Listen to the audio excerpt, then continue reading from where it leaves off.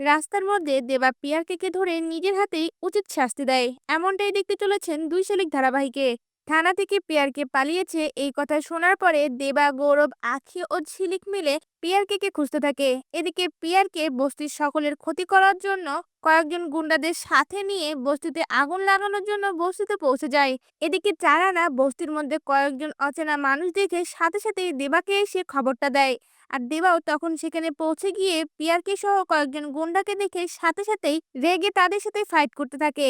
পিয়ারকে তখন বড় একটা লাঠি নিয়ে দেবার মাথায় মারতে গেলে গৌরব এসে দেবাকে বাঁচায়। এরপর দেখা যায় দেবা নিজের হাতেই পিয়ারকের গলাটা চেপে ধরে বলতে থাকে, তুই আমার মাকে এতটা কষ্ট দিয়েছিস, এখন তুই বস্তির মানুষের ক্ষতি করতে এসেছিস, আমি তোকে ছাড়বো না। তখনই সেখানে গৌরবের ফোন পেয়ে বস্তির মধ্যে পুলিশ চলে আসে। এরপর দেবাকে ছাড়িয়ে পিয়ারকে থানায় নিয়ে যায়। এমনটাই যদি নতুন পর্বগুলিতে হয়, আপনাদের দেখতে কেমন লাগবে? আপনাদের মতামত আমাদের কমেন্টে জানান। ধন্যবাদ।